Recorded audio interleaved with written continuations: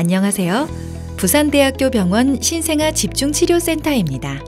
힘든 치료 과정을 마치고 가정으로 돌아가는 아기들이 일상생활에 잘 적응하고 건강하게 자랄 수 있도록 가정에서는 어떤 도움이 필요할지 살펴보겠습니다.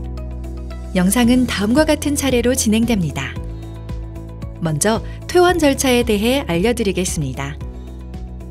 주치의가 퇴원이 가능하다고 결정하게 되면 담당의가 면회 시간 또는 전화 면담으로 보호자분과 퇴원 일정을 조율합니다. 퇴원 날이 정해지면 간호사와 퇴원 시 필요한 물품, 서류 등을 논의합니다. 퇴원 당일 필요한 준비물은 다음과 같습니다. 아기가 입고 갈 베넷저고리, 속싸개, 겉싸개 1개씩을 세탁하여 준비합니다. 소독한 빈 젖병 1개를 가지고 오시면 아기가 귀가죽 먹을 분유를 넣어드립니다. 병원에 전달해 주신 모유가 남아있다면 퇴원 전 간호사가 안내드립니다. 냉동된 상태로 다시 가지고 가실 수 있도록 아이스박스 또는 보냉백을 준비해 주세요. 아기가 퇴원하기 전 부모님의 신원을 확인합니다. 부모님의 신분증과 진료카드를 준비해 주세요. 준비하신 바코드와 아기가 착용하고 있는 환자 인식표를 이중 확인합니다. 간호사나 담당의에게 필요한 서류명, 서류에 들어가야 할 내용, 개수 등을 말씀해 주시면 퇴원할 때 준비해 드립니다. 서류 발급 신청 시 신청자의 신분증과 아기 이름이 있는 가족관계 증명서 혹은 주민등록 등본을 준비하셔야 서류를 발급받으실 수 있습니다. 다음의 서류들은 수납 시 원목과에 요청하시면 발급받을 수 있습니다. 평일 오전 9시부터 오후 5시, 토요일 오전에는 A동 1층 퇴원 수납 창구에서 퇴원 수속을 하시고 평일 오후 5시 이후 주말 공휴일은 2동 1층 응급수납에서 퇴원 수속을 하시면 됩니다. 주말이나 공휴일에는 진료비를 심사 없이 정산하여 가퇴원하실 수 있습니다. 아기들이 가정에 돌아갔을 때 나타날 수 있는 증상 중 주의 깊게 보아야 할 발열, 설사, 구토에 대해 알아보겠습니다. 먼저 발열에 대해 알아보겠습니다. 아기의 체온은 애과와 고막으로 측정하고 애과로 체온을 측정하는 경우 겨드랑이의 움푹 파인 부분에 체온계의 측정 부분을 밀어 올리듯 붙여 팔에 끼우고 강하게 밀착시킵니다. 고막으로 체온을 측정하는 경우 체온계 탐침을 삽입하기 전 귀를 당겨주는데 3세 미만은 후하방, 3세 이상은 후상방으로 당긴 후 탐침을 삽입하여 체온을 측정합니다. 체온의 정상 범위는 36.5도씨에서 37.5도씨이고 아기의 체온은 주변 환경에 의해 영향을 많이 받기 때문에 실내 온도는 20에서 24도씨, 습도는 40에서 60%로 유지합니다. 아기의 체온이 37.5도씨 이상으로 측정되면 옷과 이불을 벗기고 시원하게 해주며 30분 후에 다시 측정합니다. 38도씨 이상이면 미온수에 적신 수건으로 아기의 몸을 닦아줍니다. 이때 아기가 몸을 떨고 추워하면 해열제를 먹이고 몸을 이불로 덮어줍니다. 체온은 30분에서 1시간마다 재측정하여 열이 떨어지는지 확인합니다. 38도씨 이상의 고열이 지속되거나 무기력, 기침, 구토, 경련 등 동반 증상이 있을 경우 병원에 방문합니다. 다음은 설사에 대해 알아보겠습니다. 아기의 변에서 악취나 신냄새가 나거나 무르거나 묽은 변이면 설사를 의심해야 합니다. 설사는 열, 식욕 저하, 체중 감소, 복부 팽만, 구토 등과 함께 나타납니다. 설사의 원인은 알레르기, 과도하게 농축된 분유, 신선하지 못한 음식 때문이며 바이러스나 세균에 의한 장염 때문이기도 합니다. 아기가 설사를 하면 기저귀 교환 시 손 씻기를 철저히 합니다. 분유는 끓인 물로 타며 젖병을 소독해서 보관합니다. 설사가 심해지면 탈수가 생길 수 있으므로 병원에 방문합니다. 아기에게서 나타날 수 있는 대변 양상입니다. 출생 직후 태변은 암록색의 끈적끈적한 변 양상이고 모유변은 황금색이나 초록색으로 몽글몽글한 덩어리가 있거나 묽은 변을 볼 수 있습니다. 분유를 먹은 아이의 경우 모유변보다 단단하고 옅은 황색에서 갈색을 보입니다. 흑색변의 미색변은 전문의 진료가 필요하므로 병원에 방문합니다. 다음은 구토에 대해서 알아보겠습니다. 수유 중 아기가 구토를 하면 수유를 중단하고 아기의 머리를 옆으로 돌려 우유가 입에서 흘러나오도록 합니다. 아기가 수유 중 우유가 기도로 넘어가는 경우에는 아기의 상체를 낮추고 호흡이 돌아올 때까지 등을 두드립니다. 구토물에 혈액이나 녹색의 담즙이 섞여 있거나 구토가 24시간 이상 계속될 때, 복부팽만이 보이거나 아기가 자극에 반응이 없고 늘어지는 증상이 보이면 병원에 방문합니다. 다음은 황달에 대해 알아보겠습니다. 황달이란 혈액 속에 빌리루빈 농도가 증가하면서 피부에 빌리루빈이 축적되고 그로 인해 아기의 피부와 눈 흰자 위의 색이 노랗게 변하는 것을 말합니다. 황달은 생후 3일째 나타나서 7일째 서서히 없어집니다. 모유 황달은 생후 일주일에 정상적으로 나타납니다. 황달이 한 달 이상 지속되거나 몸통을 지나 사지 및 발바닥까지 황달이 관찰되면 병원에 방문합니다. 다음은 수유에 대해 알아보겠습니다.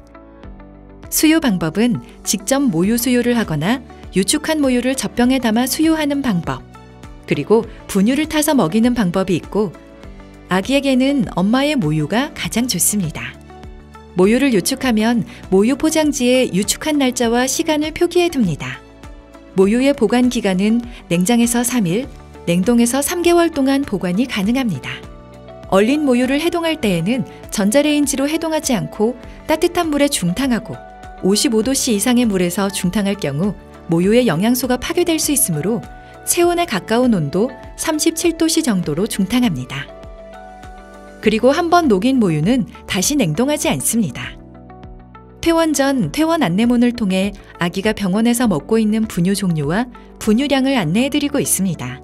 참고하셔서 가정에서 먹일 분유를 준비하시면 됩니다. 조유 방법에 대해 안내드리겠습니다. 손을 씻고 소독한 젖병, 끓였다 40에서 50도씨로 식힌 물과 분유를 준비합니다. 식힌 물을 젖병에 수유량의 2분의 1 정도 부어줍니다. 분유를 수유량에 맞춰 넣습니다. 분유를 완전히 녹인 다음 나머지 수유량만큼 물을 채워 가볍게 흔들어줍니다. 우유를 손목 안쪽에 떨어뜨려서 따뜻한 정도로 알맞게 식으면 아기에게 수유합니다. 젖꼭지의 적당한 구멍 크기는 우유병을 거꾸로 들었을 때 1에서 2초에 한 방울씩 떨어지는 정도입니다. 입 주위에 우유병 젖꼭지를 대고 우유 및 방울을 입술에 떨어뜨려 아기에게 수유 시간임을 알려줍니다. 젖꼭지를 아기의 입에 부드럽게 넣어 혀 위에 놓이게 합니다. 우유병을 기울여 젖꼭지 부분에 우유가 차있게 하여서 공기를 많이 먹지 않도록 합니다. 수유 후 아기를 어른의 어깨 위에 기대게 한 후 손을 컵 모양으로 만들어 등을 두드리거나 문질러 트림을 유도합니다. 트림을 하지 않으면 머리를 몸보다 높게 한 후 오른쪽으로 눕혀 토하는 것을 방지해서 흡인성 폐렴을 예방합니다. 분유 종류 중 일반 분유 외에도 여러 분유가 있는데 그중 미숙아 분유와 저인 분유에 대해 설명드리겠습니다. 미숙아 분유는 저체중 출생아와 미숙아를 위해 만들어진 특수 분유로 높은 칼로리와 고단백, 비타민, 그리고 미네랄이 일반 분유에 비하여 많이 포함되어 있습니다. 이 분유는 아기 체중이 2.5kg이 될 때까지 수유합니다. 저인 분유는 혈액의 칼슘과 인의 균형이 깨진 영유아를 위해 인의 함량을 낮춘 특수 분유로, 이 분유는 소아과 의사가 아기의 상태를 확인하고 분유의 유지 및 변경 유무를 결정하므로 의사의 지시에 따라 수유해 주시면 됩니다. 신생아 중환자실에서 퇴원하는 아기는 상태에 따라 가정에서도 약을 복용할 수 있습니다. 신생아 중환자실에서 자주 투약하는 약에 대해 설명해 드리겠습니다. 폴릭 애시드는 엽산제로 0.05mg을 하루 한 번, 오전 9시에 분유에 타서 먹입니다. 약을 섞은 분유는 남기지 않고 다 먹입니다. 네오에센 드롭스 철분과 네오에센 드롭스 철분 플러스는 멀티비타민과 철분으로 직사광선은 피하고 실온에 보관하며 가볍게 흔들어서 매일 용량에 맞게 하루 한 번 먹여줍니다. 약에 같이 동봉되어 있는 숟가락에 약 1ml를 담아 입안에 직접 넣어주거나 모유나 분유에 첨가하여 수유합니다. D3 베이스 오럴 드롭스는 비타민 D로 오후 6시 하루 한 번 2방울을 입안에 직접 떨어뜨립니다. 목욕하는 방법에 대해 알아보겠습니다. 신생아에게 목욕은 청결하게 유지하는 것 이외에도 피부에 좋은 자극을 주고 몸에 이상이 있는지 점검할 수 있습니다. 목욕은 하루에 한 번 수유 전에 시행하고 목욕 시간은 10분 이내로 하는 것이 아기의 체온 유지에 좋습니다. 목욕하는 순서는 따뜻한 실내에 38에서 42도씨의 물을 세숫대야 2개에 담아서 준비합니다.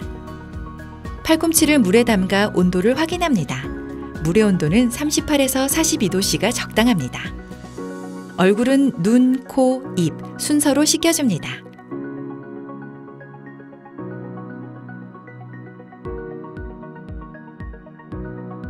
중이염 예방을 위해 귓바퀴를 막고 머리를 감겨줍니다.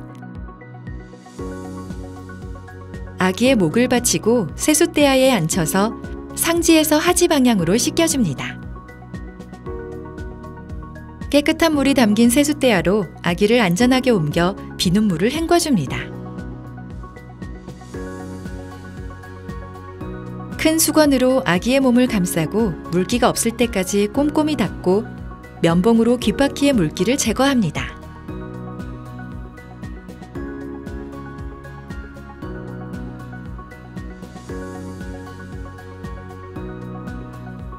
배꼽은 물기를 잘 말린 후 알코올로 소독 후 배꼽 밑으로 기저귀를 채워줍니다. 피부가 건조하면 로션 또는 베이비 오일을 발라줍니다.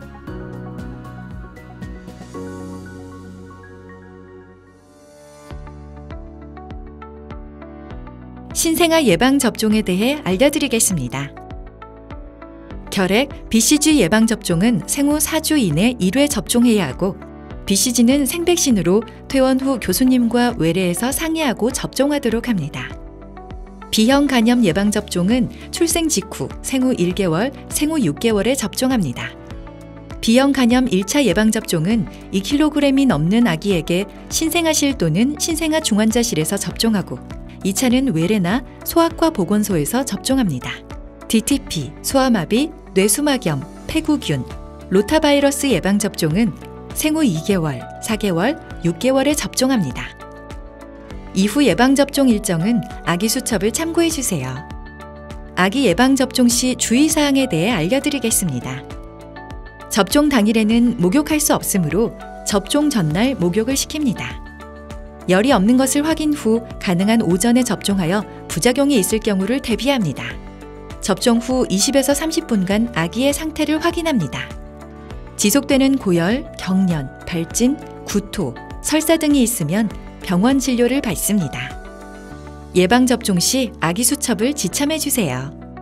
신생아들이 기본적으로 시행하는 검사 중 선천성 대사이상 검사와 청력 검사에 대해 알아보겠습니다. 선천성 대사이상 검사란 주요 대사이상 질환을 선별하는 검사로 이상요물을 조기에 발견 및 치료함으로써 지능장애, 뇌장애를 사전에 예방하고 최소화하기 위한 검사입니다. 생후 2일에서 6일에 실시하고 검사 결과가 정상 수치에서 벗어난 경우 반복 검사나 정밀 검사를 시행합니다. 최종 결과가 나오기까지 2에서 3주 정도 소요되므로 퇴원 전 결과가 나오지 않은 경우 외래 방문 또는 전화로 확인해 주세요. 청력 검사는 난청을 조기 진단하여 최단 기간 청각 재활 교육을 시작하는 데 목적이 있습니다. 2세 전에 난청을 발견하여 치료하지 않을 경우 언어 발달의 가장 중요한 시기를 놓치게 되어 언어 재활에 어려움을 가질 수 있습니다. 검사 종류는 유발 이음형 방사와 청성 뇌관 반응 검사가 있습니다. 청력 검사를 통과하지 못하거나 난청 고위험군에 해당하는 아기는 퇴원 후 이비인후과 외래 진료와 검사를 시행하도록 합니다. 퇴원 후 이비인후과 외래 진료가 필요한 환아는 퇴원 전 담당이나 담당 간호사가 보호자에게 안내드리고 있습니다. 외래에서 시행하는 청력 검사는 퇴원 전 보호자가 직접 이비인후과 외래를 방문하여 검사 시 주의사항과 검사 날짜를 확인받은 후 신생아 중환자실의 날짜를 알려주시면 해당 날짜에 외래를 잡아드립니다. 검사에 대한 자세한 내용은 청력검사실 수면 청각검사 안내지를 참조 부탁드립니다. 아기의 상태에 따라 퇴원 후 외래 진료가 필요할 수 있습니다. 외래 예약은 퇴원 안내문에 적고 있고 퇴원 당일 담당 간호사가 안내드립니다. 자세한 내용은 퇴원 안내문을 참고해 주시고 외래 일정 변경은 소아과 외래로 문의해 주세요. 자세한 문의사항은 신생아 중환자실, 신생아실로 문의해 주세요. 지금까지 신생아 집중치료센터 퇴원교육 영상을 시청해 주셔서 감사합니다.